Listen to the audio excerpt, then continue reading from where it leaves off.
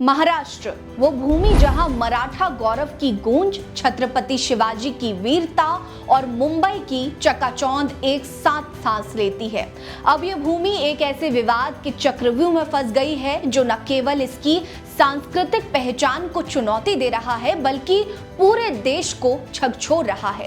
मराठी भाषा के सम्मान के नाम पर हिंदी भाषी व्यापारियों पर हमले, हिंदी भाषी लोगों पर हमले, ढाबे वालों पर हमले और राजनीतिक पार्टियों के कार्यालय में बुलाकर हिंदी भाषी लोगों की पिटाई जैसे मामलों ने एक बार फिर भाषा, क्षेत्रीयता और राजनीति के बीच की उस नाजुक डोर को उजागर किया है जो टूटने की कगार पर है। ये विवाद केवल मराठी बनाम हिंदी की लड़ाई नहीं है, बल्कि ये एक गहरे सामाजिक गैर राजनीतिक तनाव की कहानी है जो महाराष्ट्र की आत्मा को झकझोर रही है और इसे लेकर लगातार सवाल भी उठ रहे हैं। नमस्कार, मेरा नाम है रीटा। आज की वीडियो में मैं आपको महाराष्ट्र में पिछले 5 महीने में मराठी भाषा को लेकर हुए विवाद के उन तमाम मामलों के बारे में बताऊंगी जो सीधे तौर पर महाराष्ट्र सरकार, महाराष्ट्र की कानून व्यवस्था और मराठी अस्मिता के नाम पर गुंडागर्दी फैलाने वाले राजनीतिक पार्टियों की पोल खोलते हैं। हालिया मामला मीरा रोड थप्पड़ कांड का था, जिसे लेकर पूरे देश में बवाल मचा। दरअसल 29 जून 2025 को मुंबई के मीरा रोड इलाके में जोधपुर स्वीट्स एंड नमकीन के गुजराती मालिक 48 वर्षीय बाबूलाल खिमजी चौधरी के साथ राज ठाकरे की पार्टी महाराष्ट्र नवनिर्माण सेना के कार्यकर्ताओं द्वारा मारपीट की गई। ये घटना तब शुरू हुई जब दुकान के कर्मचारियों ने मनसे कार्यकर्ताओं के साथ हिंदी में बात की। महाराष्ट्र में कौन सी भाषा बोली जाती है?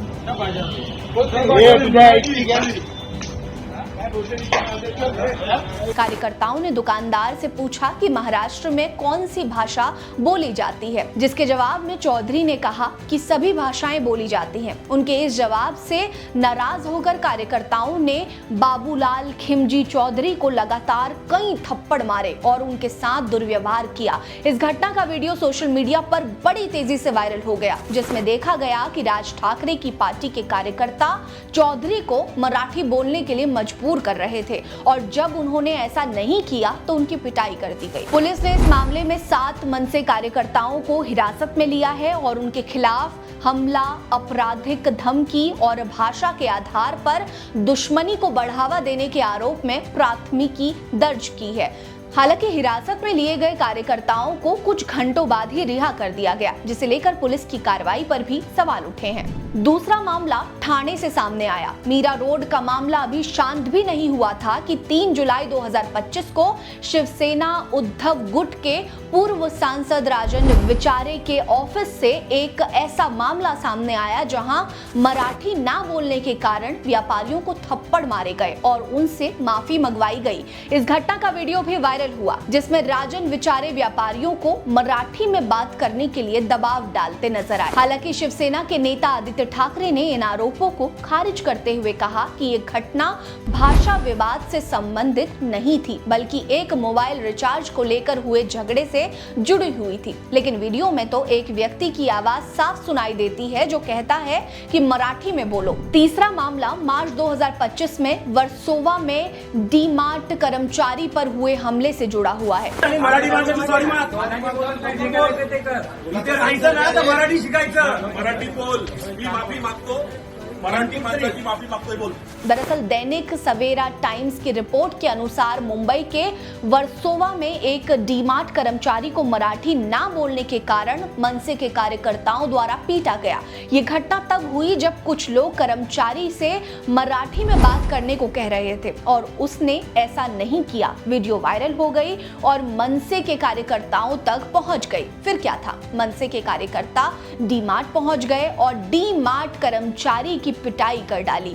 कई लोगों ने इसे भाषाई भेदभाव का उदाहरण बताया और सरकार से सख्त कार्रवाई की मांग की। पुलिस ने इस मामले में भी मामला दर्ज किया, लेकिन अपराधियों के खिलाफ त्वरित कार्रवाई की रिपोर्ट नहीं मिली। वहीं 1 अप्रैल 2025 को एक सुरक्षा गार्ड को मराठी न आने के कारण राज ठाकरे की पार्टी के कार्यकर्ताओं ने पीट डाला। इससे जुड़ा वीडियो भी सोशल मीडिया पर वायरल हुए, जिसे लेकर महाराष्ट्र की कानून व्यवस्था पर जमकर सवाल उठे थे। वीडियो में देखा गया कि मनसे कार्यकर्ता गार्ड को लगातार मराठी बोलने के लिए मजबूर कर रहे थे और जब उसने ऐसा नहीं किया तो उन्होंने उस पर हमला कर दिया। इस वीडियो ने भी काफी सुर्खियां बटोरी और कई लोगों ने इसे भाषाई हिंसा का उदाहरण बताया।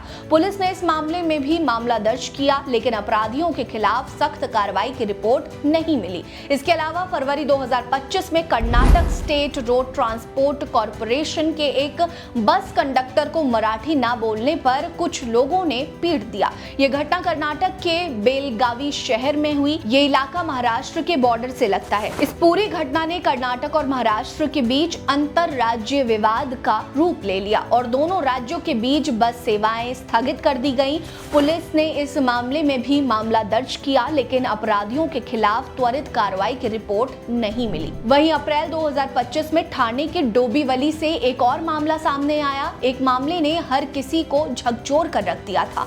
मराठी ना बोलने के कारण दो महिलाओं की पिटाई कर दी गई। जिन लोगों ने उनकी पिटाई की वो चाहते थे दोनों महिलाएं मराठी में बात करें। दरअसल एनडीटीवी की रिपोर्ट के मुताबिक महिला ने दावा किया कि जब वो स्कूटी चलाकर सोसाइटी के अंदर जा रही थी तब प्रवेश द्वार पर खड़े एक युवक को उसने एक्सक्यूज मी यानी कि क्षमा करे कह दिया तो वो व्यक्ति नाराज हो गया। उसने उससे मराठी में बात करने को कहा। सोसाइटी की इमारत के ग्राउंड फ्लोर पर रहने वाले व्यक्ति ने कथित तौर पर स्कूटी पर पीछे बैठी महिला की बाह मरोड़ दी।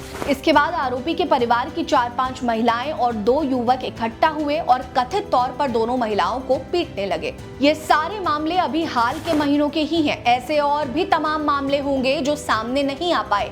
ध्यान देने वाली बात है कि महाराष्ट्र सरकार ने पहले फैसला लिया था कि पहली क्लास से ही त्रिभाषा फॉर्मूला लागू होगा, जिसमें मराठी और इंग्लिश माध्यम के स्कूलों में तीसरी भाषा हिंदी अनिवार्य होगी। लेकिन स्थानीय राजनीतिक पार्टियों मनसे और शिवसेना के विरोध के बीच महाराष्ट्र सरकार को पीछे हटना पड़ा और ये प्रस्ताव वापस लेना पड़ा। इस कदम को राज ठाकरे और उद्धव ठाकरे ने मराठी गौरव की जीत के रूप में प्रचारित किया। दोनों नेताओं ने 5 जुलाई 2025 को मुंबई में एक रैली का आयोजन किया, जिसे मराठी विजय दिवस के रूप में मनाया गया। इस रैली में हजारों की संख्या में लोग जमा हुए और मराठी भाषा के सम्मान की मांग की। हालांकि मराठी भाषा को बढ़ावा देने के नाम पर हिंसा ने मनसे और शिवसेना पर भी सवाल उठाए। महाराष्ट्र के मुख्यमंत्री देवेंद्र फडणवीस ने इन घटनाओं की कड़ी निंदा की और कहा कि मराठी भाषा का गौरव लेना गलत नहीं है, लेकिन भाषा के नाम पर गुंडागर्दी बर्दाश्त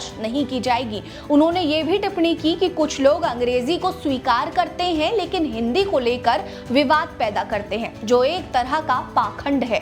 फडणवीस ने पुलिस को सख्त कार्रवाई करने का निर्देश दिया, लेकिन मीरा रोड मामले में आरोपियों की त्वरित रिहाई ने उनकी प्रतिबद्धता पर सवाल उठा दिए। पुलिस ने मीरा रोड मामले में 3 आरोपियों करण कदनगिरे, प्रणव नीलेकट और अक्षय दलवी की पहचान की और उनके खिलाफ प्राथमिकी दर्ज की। हालांकि गैर जमानती अपराधों के अभाव में उनकी गिरफ्तारी नहीं हुई, जिसने व्यापारियों और स्थानीय समुदाय में असंतोष को बढ़ावा और राज्य की भाजपा सरकार की मंशा पर भी सवाल खड़े किए हैं। ठाणे की घटना में पुलिस ने अभी तक कोई कार्रवाई नहीं की है, जिसने प्रशासन की निष्क्रियता पर भी सवाल उठाए हैं और उसको भी उजागर किया है।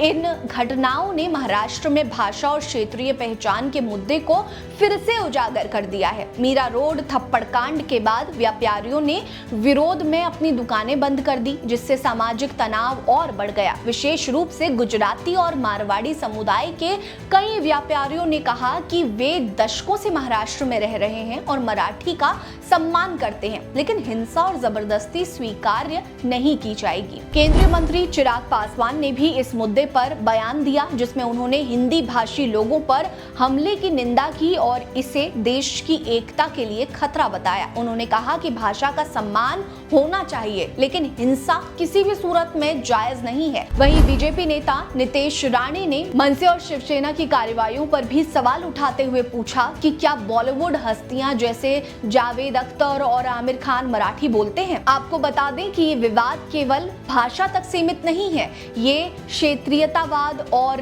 राजनीतिक अवसरवाद और सामाजिक एकता के व्यापक मुद्दों को दर्शाता है। मनसे और शिवसेना जैसे दलों ने मराठी गौरव के मुद्दे को अपने राजनीतिक एजेंडे को मजबूत करने के लिए इस्तेमाल किया। खासकर महाराष्ट्र विधानसभा चुनाव 2024 में महाविकास आघाड़ी की हार के बाद इन दलों ने मराठी अस्मिता को एक राजनीतिक हथियार के रूप में इस्तेमाल किया, जिससे सामाजिक तनाव बढ़ गया है। मुंबई, ठाणे और वर्सोवा जैसे शहर इस देश के प्रमुख व्यापारिक केंद्र हैं और विभिन्न समुदायों के सहयोग से ही फलते फूलते हैं। ऐसे में भाषा के नाम पर हिंसा व्यापारियों के बीच डर पैदा करती है, जिससे व्यापार और निवेश पर असर पड़ सकता है। यदि ये तनाव जारी रहा तो महाराष्ट्र की आर्थिक प्रगति को गंभीर नुकसान पहुंच सकता है।